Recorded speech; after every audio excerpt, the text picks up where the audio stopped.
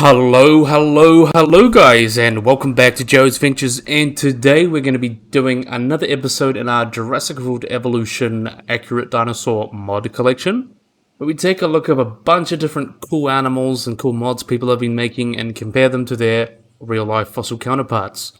So today we've got a cool selection of animals here. We've got lots of theropods. I know everyone loves the theropods, but also some ankylosaurs and even a crocodile, so very interesting stuff today. So we're going to be starting today with a little early ceratopsian. We have got by Noto. We're going to be starting with Yinlong.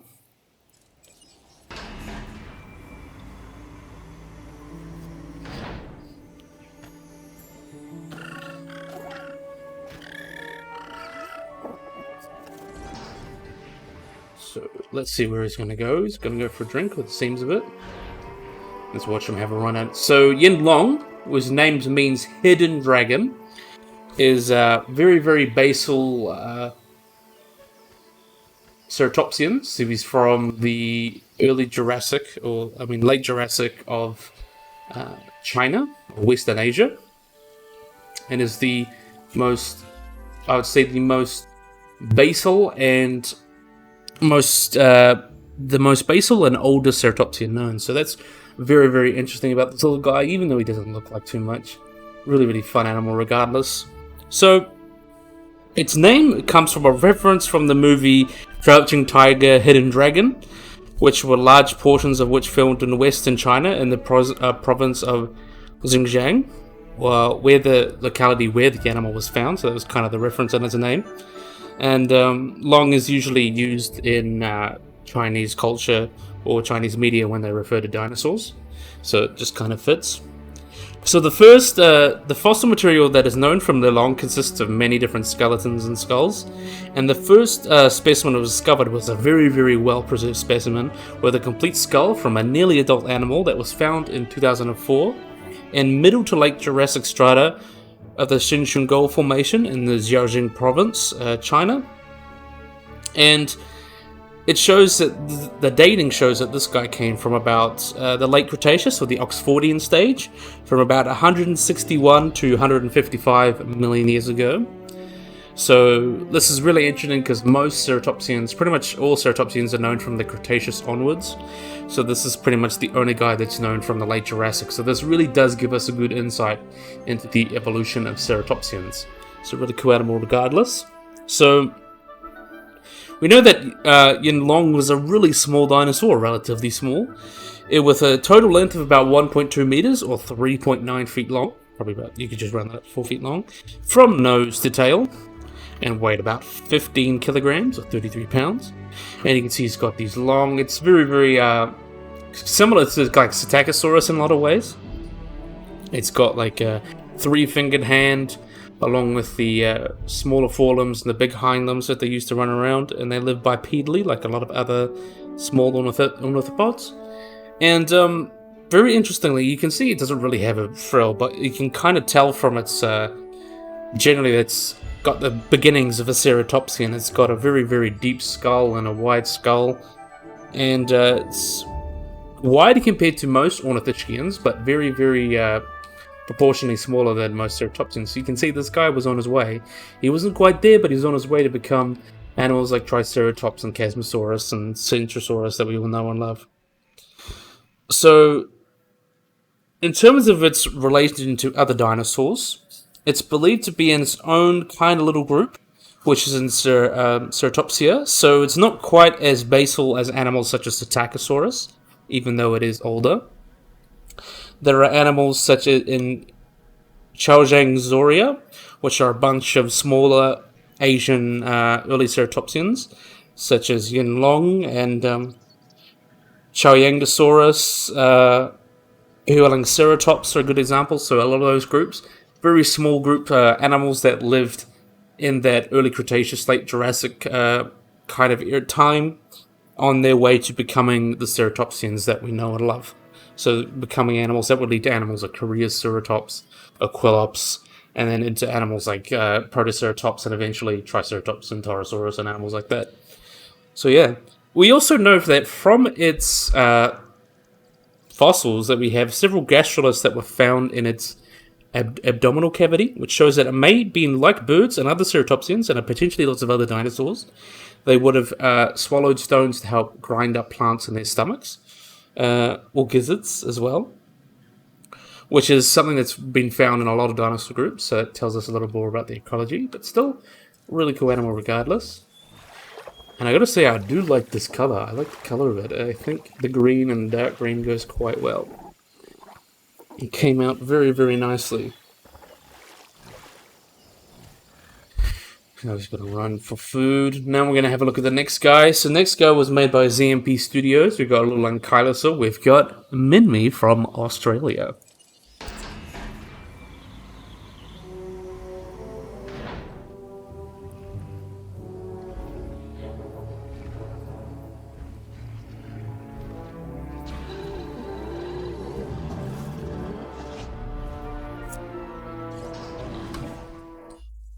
Let's have a look at this guy have a run. Look at this little fella. So, Minmy is a genus of small ankylosaurian dinosaur that lived in the early Cretaceous period of Australia, about 133 to 120 million years ago, so right in the early Cretaceous. Still a really, really cool animal. So it was discovered in the 1960s, particularly 1964, by people at the Queensland Museum, since it's found in Queensland. So look at this wonderful fella. Let him have a wonderful look at this guy. And there has been other specimens been found since. There was one that was found that was like almost perfectly preserved, but that was actually recently named its own genus, Coelophysis.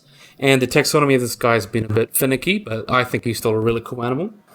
So this guy was a small herbivorous quadrupedal armored dinosaur, such as an ankylosaur. It's estimated to be about 3 meters long and about 300 kilograms, or 9.8 feet long, and about 660 pounds.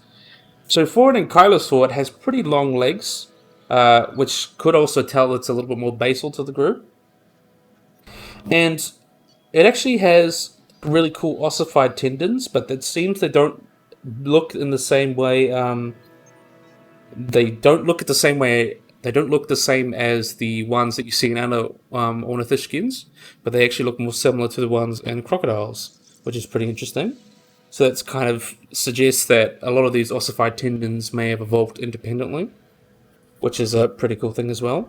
You can also see that it's got armor like other ankylosaurs to defend itself from predators. And yeah, it's still a really, really cool animal. So a lot of the diagnostic features that consider Minmy a thing on the holotype, which is the specimen which the genus was assigned to, suggest that you can't really tell any diagnostic features, so it's a nomen dubium. But there have been some recent announcements that they're new distinguishing traits and they should be considered valid, but again, taxonomy is neither here nor there. It's still really, really animal.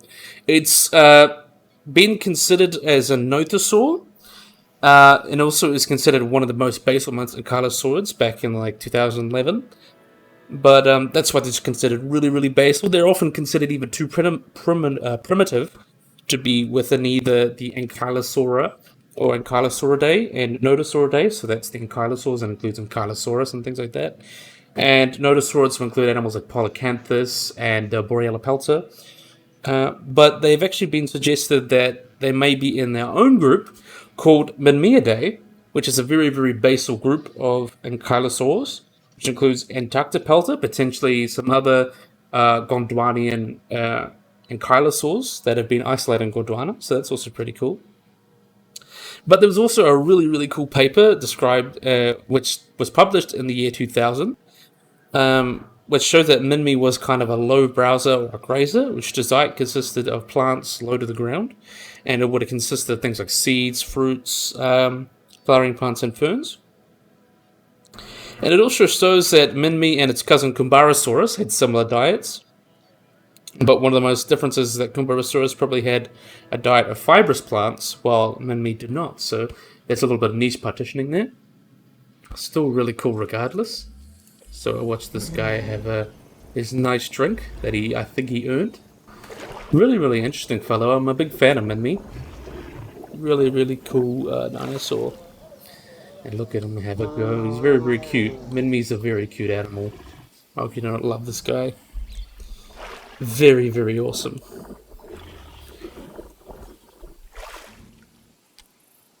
Let him have his drinks. Goofy little fellow. Kind of wish this guy shared the formation with Butterborosaurus, which you get one Australian dinosaur.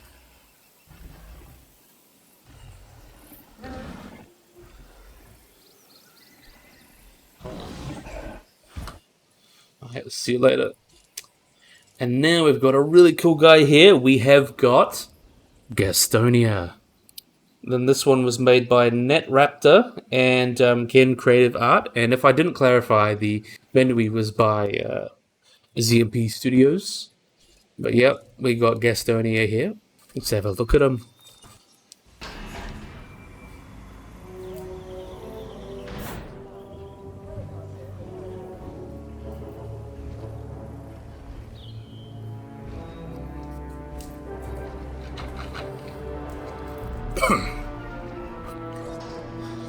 Just look at this wonderful fellow. This is Gastonia. He's going for a drink. So Gastonia, similar to Minmy, is a herbivorous ankylosaurian dinosaur. But this guy is from the early Cretaceous of North America and would have lived between 139 and 125 million years ago.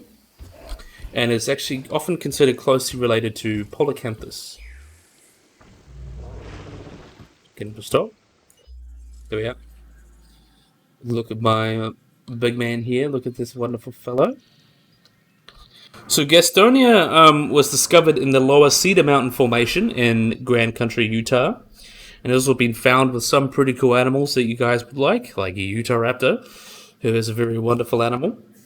And it was described in 1998, which I believe the specimen was found in 1989, but it was described in 1988. And it was really just considered Coelacanthus.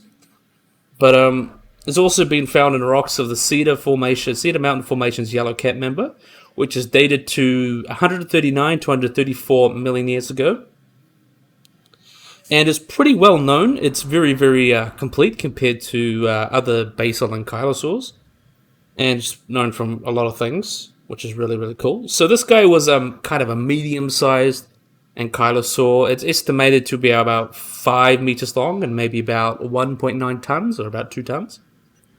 And it's very difficult to kind of tell the distinguishing traits, just because there's like a lot of the affinities are uncertain, just because a lot of early notosaurs you just don't know the because it's known for so little, it's kind of hard to tell them apart.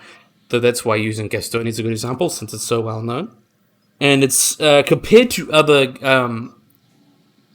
ankylosaurs, it's got a very flat rump, and he's very, very, very particularly spiky, which I'm very, very happy with. I really like this man, and covered in lots of osteoderms and things.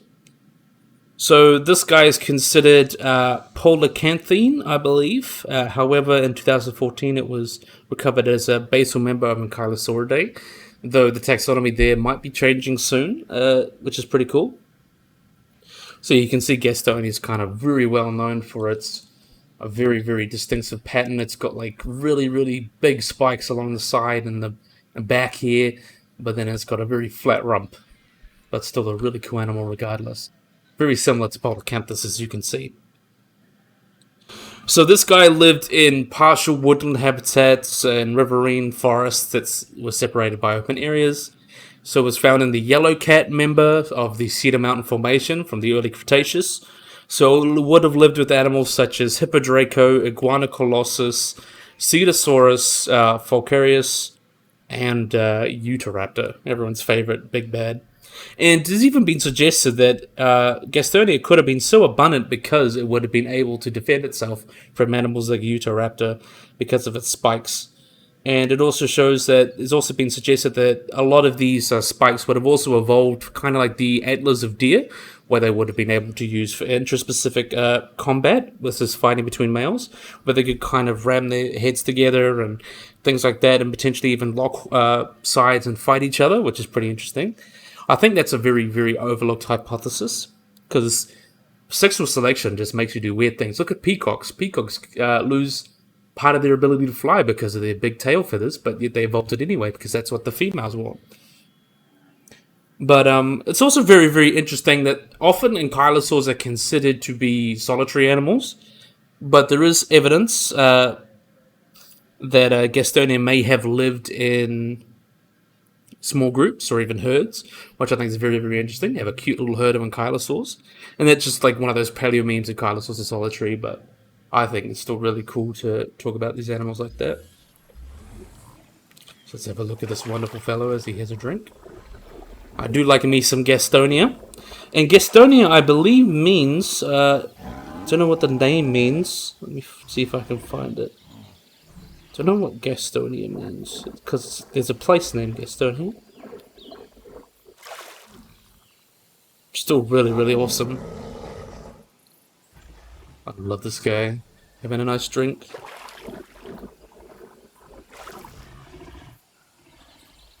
Well, now he's going for another little walk, it seems.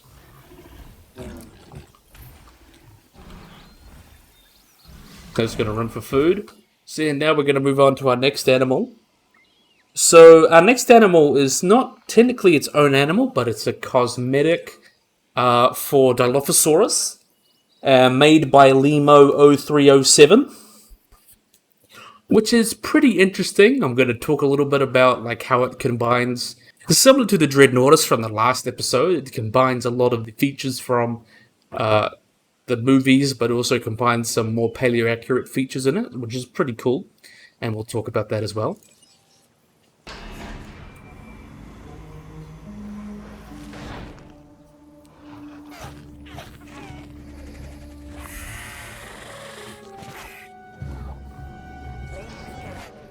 So you can see here, this is... Let's see, he's going to go for...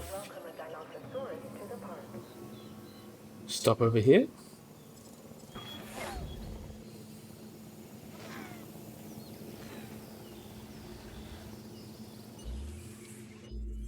Let's stop him here and have a wonderful look at this guy.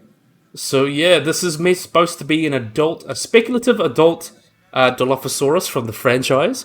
And I think what's really, really cool here is that, as I mentioned, Limo combined like some of the paleo-accurate, but also movie features into this model. So we can see, because of the recent redescription of Dilophosaurus, it was much bulkier than we considered, and also we had a lot of changes to the crest and the size and things.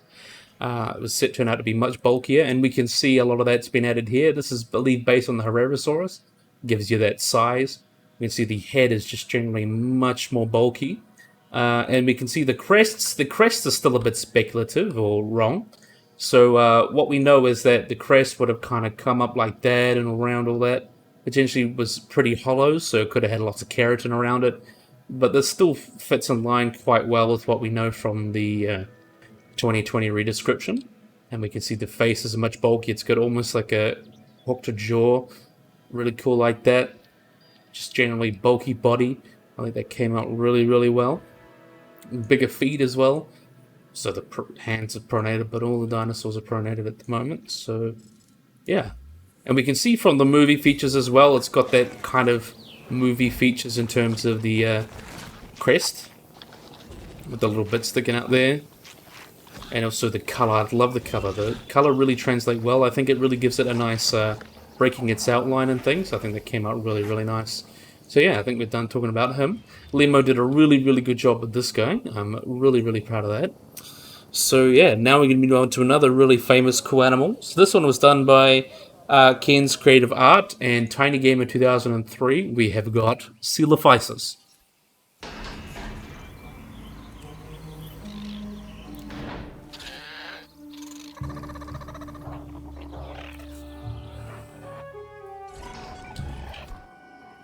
Oh. Where are you going?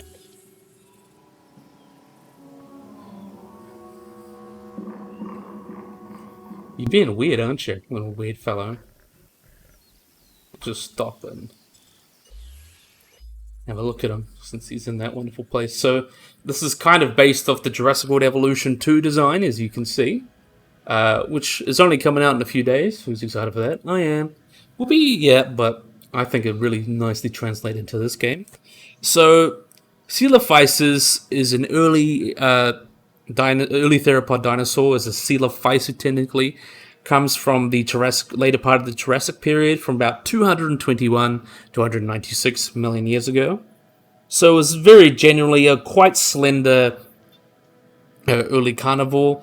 Got no more than about 3 meters or 9.8 feet long, and estimated to weigh no more than 15 or 20 kilograms, or 33 to 44 pounds. And would have been little bit more, already quite advanced compared to animals like KeineKreativitaet. So it shows it was well on its way to becoming animals that would become big bad later, like Allosaurus, Ceratosaurus, eventually even KeineKreativitasaurus and Tyrannosaurus, which is pretty awesome. And is still quite basal. It's a neotheropoda, so it would have been the really early groups like Megapnosaurus and Coelophysis would have been in the group Coelophysidae, which would have been really early members of Neotheropoda. And we know a lot from these guys because they've been found in bone beds all across the US and also, I believe, in Zimbabwe. From rocks of the similar age, there's been also evidence that it may be cannibals, but a lot of that has been misinterpreted. As they thought they were juveniles, but they were actually like small reptiles such as Hesperocus, which is pretty interesting. Though there is always potentially that they could, we just have no evidence to support that. And they would have seen that would have eaten all sorts of different preys and things, which is pretty awesome. And also, there has been evidence of pack behavior with them dying in these large groups. So there's been, at Ghost Ranch, there was over 1,000 specimens preserved, and the 30 specimens preserved together in Zimbabwe. So it's maybe potential evidence that they are gregarious or tend to hang out in areas like this. Maybe it could have been because of a drought, but it could be because they're social, which is pretty interesting. So you can't really call either of those hypotheses out because it'd be weird to happen more than once. But yeah, also what we have from ontogenetic growth is that they likely reach sexual maturity about their first or second or third year of life, and reach their full size by its 8th year. So they would have these distinct growth stages. It would be 1 year, 2 year, 4 year, and 7 years, which is pretty cool. And there seems to also be 2 morphs. There seems to be a robust morph and a gracile morph. So the gracile form's typically longer neck, shorter forelimbs, and the more robust morph has shorter skull, shorter neck, longer forelimbs. Though it has been suggested that this could be sexual dimorphism, but we kind of just really can't tell. It seems to be 50-50, which is, we can even see it in juvenile specimens as well. But yeah, whether we can say which one's male or female or what kind of morphs they are, we really just don't know. And we have from evidence that they had the average egg size for Coelophysis was about 31 to 33 millimeters in diameter, with each female laying between 24 and 26 eggs in a clutch. And there actually is evidence there would have been some parental care from the parents to take care of young hatchlings during their first year of life, and where they would reach 1.5 meters long at the end of their first growth stage. And which is pretty cool. That shows that even the earliest dinosaurs had some sort of parental care. And we also have evidence of kind of pathologies. We have lots of different Coelophysids with broken legs that have healed and stuff like that. Fractured tibia and things like that, which is really cool.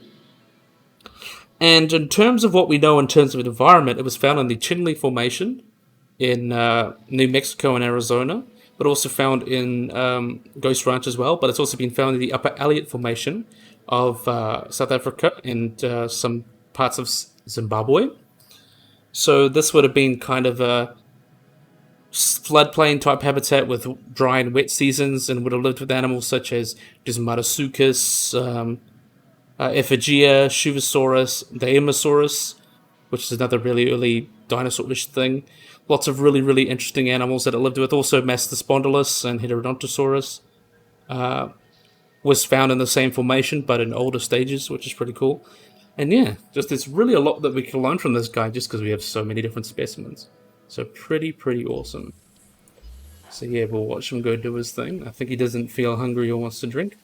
But yeah, we're going to move on to the next animal here. So that was made by KeineKreativitaet and Tiny Gamer 2003. Next one was made by Hyper SGYT, which has got Kamalasaurus. Kamalasaurus, I believe how you pronounce that. But yeah, really cool animal. Let's have a look.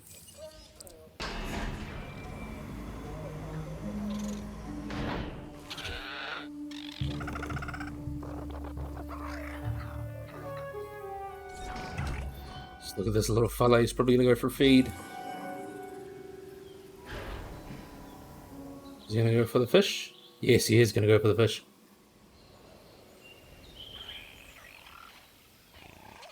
Oh, he's drinking now.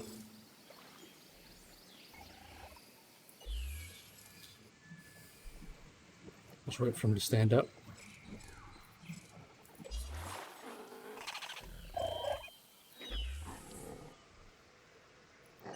Let's stop him there, so we can. Then we'll watch him go feed on his fish, which is pretty interesting. So this is a really interesting little guy. This is a genus of Spinosaurus dinosaur, but not always. Was from the early Cretaceous period of northeastern Spain. And it was discovered in 2014 and was originally identified as a ceratosaurian theropod, so related to animals like Ceratosaurus. Also would have been things like Bellisaurids as well eventually. So those all would be ceratosaurs. And that was kind of the assumed given. But in 2019, it's been suggested that it may actually be a Spinosaurid rather than a ceratosaur, based off characteristics of its vertebrae and things. But in 2021, not 2001, 2021, the chapter was published in a paper and came to the same conclusion that this guy was definitely a Spinosaurid and not a ceratosaur. And it was found on the Iberian Peninsula and is one of 3 Spinosaurids known from the Iberian Peninsula. So Baryonyx and Bolivinatrix, or Velabonatrix, how you pronounce that. Oh, he isn't going to eat that. But yeah, still really, really cool little animal. I really like how that design came out. I think it came out really, really nicely. Cool to give like a little dinosaur like that some love. Because we all think of the giant Spinosaurus like Baryonyx and Suchomimus and Spinosaurus, but a lot of them were quite small. And I think this does give it a good comparison and another cool animal to add to your parks. Really, really awesome. So yeah, we got that guy down. So that was done by Hyper SGYT. And now we've got another Spinosaurid that everyone knows and loves. A very interesting fellow. Despite being a tooth, we know a lot about it. We've got Ostafrikasaurus, I believe.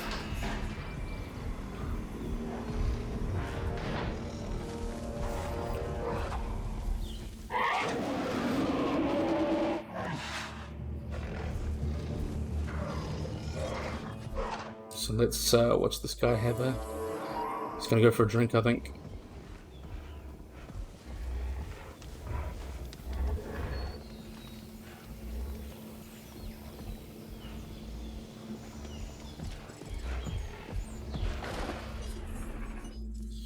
Wonderful fellow here. So this is a remake as well. So it's got the original species and the remake that I'll put in the bottom description, of course. So this is a very, very interesting animal. So this is a genus of theropod dinosaur from the late Jurassic. It has fossil teeth that have been discovered between 1909 and 1912 in the Tendiguru Formation of the late Jurassic. So this has animals like Giraffe Titan and animals like that. And was originally described to be a dubious dinosaur genus, Labrasaurus, and then to Ceratosaurus, but eventually was named its own animal called Ostafrikasaurus Carasaurus, I believe how you pronounce that. Very, very long name. So with one tooth as its holotype, so it's really only known from teeth. The generic name comes from the German word for German East Africa, which was part of the colonies where the Tendiguru Formation was. And the specific name comes from the Latin words for thick and serrated, which describes the form of the animal's teeth. So, Ostafrikasaurus has been technically estimated at 8.4 meters, or 28 feet long, and weighing 1.15 tons, which is really, really speculative because we only know it from teeth. The holotype tooth is about 46 millimeters long and had a curved front edge and is oval and is unusually large, more so than other taxa as well, so that's pretty interesting. And although it's one of the, and it's also among the oldest known Spinosaurid fossils, so it's very important and can tell us a lot about the evolutionary origins of Spinosaurids and their adaptations. And from comparison of its later relatives, it shows that it may have more conical teeth and it would have lost their serrations throughout evolution. And this is believed to be because they evolved more and more to be piscivorous or fish eating. And so this was an animal basically transitioning into that lifestyle. And then you see the ultimate example of that lifestyle being Spinosaurus, which is basically considered semi-aquatic now, which is very, very interesting. And it's also known to have fed on pterosaurs and other dinosaurs, and the environment that Ostafrikasaurus would have lived in would have been a subtropical environment with all sorts of dinosaurs, as well as pterosaurs, crocodiliforms, fish, mammals, and invertebrates. And yeah, it would have been lived in animals like Kentrosaurus, Giraffatitan, Allosaurus, I believe they're there as well. Very, very interesting formation. A lot of ways similar to the Morrison Formation, since the world was only recently just splitting apart then, so there would have been a lot of crossover with a lot of the species. This would have been just the beginning of the breakup of Pangea, pretty much. So yeah, really, really wonderful animal. So now we're going to move on to our second to last animal. We have got Dinosukis. This was made by Joserva, and there was the paleo edit that was done by Luca, which I'm very excited to show off.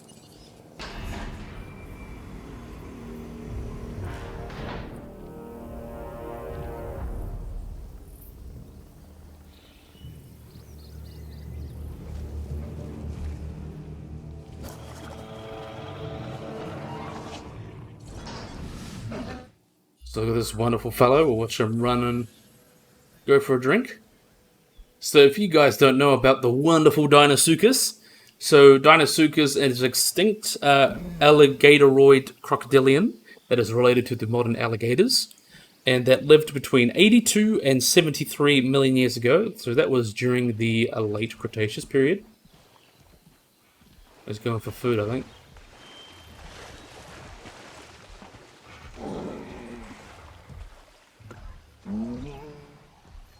What's he doing? He's being funky.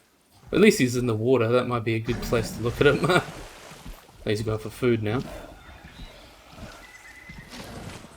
I really love this wonderful guy. It's a really nice reconstruction. So let's have a look at you, you wonderful big man. I love it. Wonderful, wonderful reconstruction. I do love me some crocodilians. So yeah, as I mentioned, it's from the late Cretaceous period, and Dinosukis means terrible crocodile, which is a very, very awesome name for a crocodile like that. Its first remains were found in the 1850s, and it was the genus was named in 1909. But is a lot of really good fossils have come from this guy in recent years, so we have a pretty good idea what this guy looks like. This is why it's considered an accurate model compared to the one I showed off many, many parts ago. It's the same model, but being updated to look much more like what we consider Dinosukis to look like now. So Dinosukis is far larger than any modern crocodile or alligator, and is pretty huge. They got to the largest adult is believed to be measured about 12 meters long, or 39 feet in total length. Though overall, it seems it would have been quite similar to, in looks to other relatives. See, it's an alligatoroid, so it would have been very similar looking in a lot of ways to alligators. And caiman, for example. But they also have these really, really large, robust teeth, and also these really, really big osteoderms that would have been good for protection and such, and also for detecting movement in the water with the integumentary sensory organs that they would have had. Integumentary, I believe we pronounce that. So Dinosukis has been found in about 10 US states, including Texas, Montana, and many along the East Coast. So it's believed they would have lived on both sides of the Western Interior Seaway, which is a big seaway that kind of went through the middle of North America during that time in the late Cretaceous, and would have believed to be an apex predator feeding on pretty much whatever it can. It would have believed to eat large dinosaurs, sea turtles, other aquatic and terrestrial prey, pretty much whatever can get its mouth around. And I assume you guys have seen Prehistoric Park, where one ate a Parasaurolophus. Very, very interesting.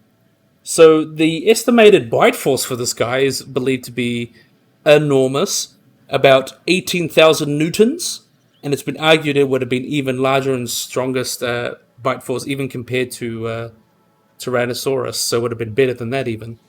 And as I mentioned, they're very, very huge. I believe the largest estimates are about 12 meters, as I mentioned. And the largest estimates in terms of weight must be about 8.5 metric tons.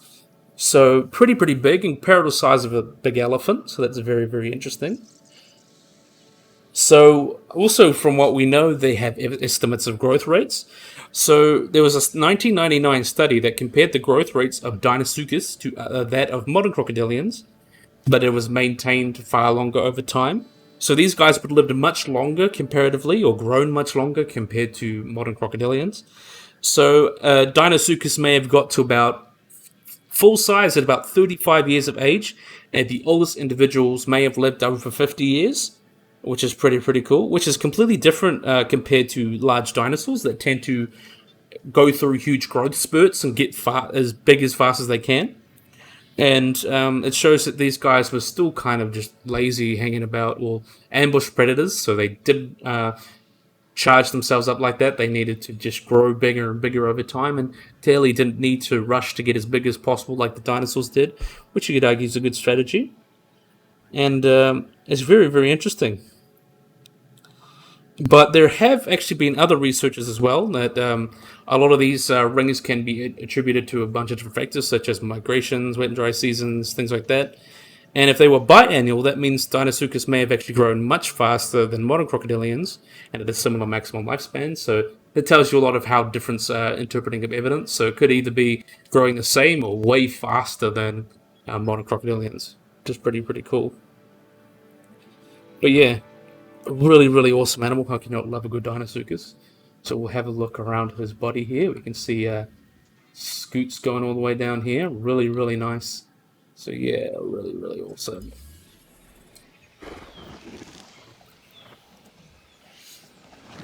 I love Dinosukis. I'm a big fan of crocodiles. I love crocodiles. It's nice to get one well represented in Jurassic World Evolution 2, especially the famous of the largest crocodilians, Dinosukis.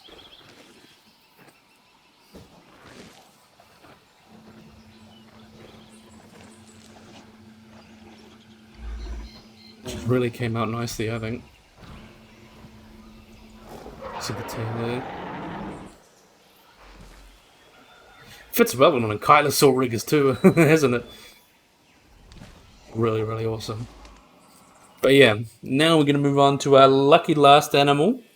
So this was made by our favorite dinosaur person that makes these animals. We've got Wheat, good old Wheat. We've got Neovanita.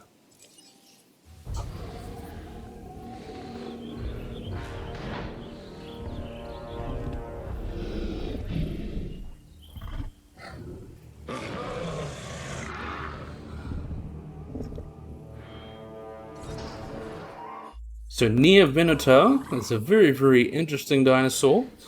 So it's a genus, names means new hunter, and it's a genus of Neoventaurid dinosaur, which is found in the Isle of Wight in the United Kingdom, and is one of the best known largest carnivorous dinosaurs from the Cretaceous.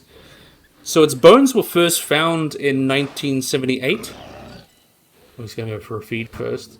Gather that.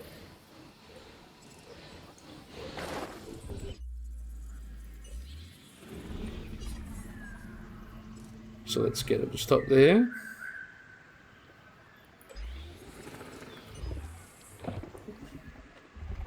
I missed out.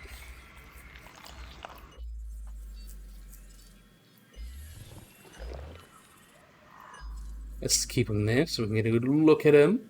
A wonderful fellow he is. He's got lips too, isn't that awesome? So, yeah, this was discovered in 1978. Where a storm made part of the Graham-Chisley collapse, which I believe is a building or formation. So the rocks that were this guy was founded was about the early Cretaceous, about 125 million years ago, and was actually believed to be in the first points, it was believed to be Iguanodon or Mantellosaurus. But as more interest came in the 1980s, it's believed to actually been, Neovanita. So a lot of amateur paleontologists found this guy and then compared it to other theropods and found it was Megalosaurus. It looked like a Megalosaurus, and that's why it was named as a different species. So Neovanita is a very, very interesting looking dinosaur. So it was about 7.6 meters long, so about mid-size, and was quite gracile comparatively, about 1,000 to 200,000 kilograms, or 1 to 2 tons, or 22,200 or 4,400 pounds. And it also shows that there's some specimens indicate that it may have got to 10 meters, but it's pretty dubious. So you can see the various descriptions show that it's just generally quite a gracile build. Very, very interesting in that regard. And also showing that Neovanita contains a complex system of neurovascular canals, which are functioning as sensory organs in the face. And this trait was also known in Spinosaurids, and and they are explained by adapting to search for prey in water. Though it's doubted that Neovanita would have been hunting animals in water, it may mean they just had generally quite sensitive faces for whatever reason. Could have been for biting. Face biting is a common thing in dinosaurs, at least theropod dinosaurs. Also, just could be better gripping your prey, There's a lot of explanations for it, I think. But yeah, he's a really, really cool animal. So Neovanita is, as of 2010, it was considered to be closer to animals such as Carcharodontosaurids, but is actually believed today to be closer to Megaraptorans, with them together forming the family Neovenaturidae. But there's also been other studies, such as Neovanita being Carcharodontosaurid and Megaraptorids being Tyrannosaurids. So generally, it doesn't really matter too much. The ones that's generally considered is they are kind of considered their own thing with Megaraptorids, which is pretty cool. So we also have the holotype. This guy has many pathologies. So we have like a bunch of fissions because of breaking. Also osteophyllus, which has affected the pedal phalanges. So that would have been, technical term is that would have been a bone cancer, I believe, in the feet. Also healed gastralia lib fractures. So there would have been belly ribs that most dinosaurs have. There would have been fractures in them, and some also false joints in them, which would have been pretty interesting, and also other fractures and stuff. That shows dinosaurs live a pretty hard knock life. But yeah, the really interesting thing about this paleoecology of this guy, he's found with all sorts of really famous animals such as Polacanthus, Iguanodon, Baryonyx, and Eotyrannus, which would have lived in the Isle of Wight over southern England in the early Cretaceous in the Wessex Formation. And the holotypes of this guy has also been mixed with the plant-eater Mantellosaurus, which I covered a while ago, is a close relative of Iguanodon. And at the dig site, there was also remains of fish, amphibians, lizards, pterosaurs, and Gomphophilidae were present. And it's basically considered that Neovanita was one of the large apex predators of its area and would have been hunting animals like Iguanodon and things like that. I think it's a really, really awesome animal and really nice mod. We can see it's got lips and everything. Weed always does a really good job with his mods. I think it came out wonderfully. Look at him having those big chunks of meat. Very, very hungry, isn't he? Wonderful, wonderful, wonderful. So yeah, I think this would be a really, really great place to end the video. We'll just watch this guy in the light. Look how beautiful he looks. I love the colors on him. The wonderful colors. I like the brown and the white. They contrast well. But yeah, I think this will be a great place to end the video. So yeah, I am really, really, really hope you guys enjoyed this video. I hope you guys like and subscribe. Always remember to click the little bell icon to get notified when I upload anything. So yeah, hopefully you guys enjoyed this video. I hope you guys like and subscribe, and bye-bye.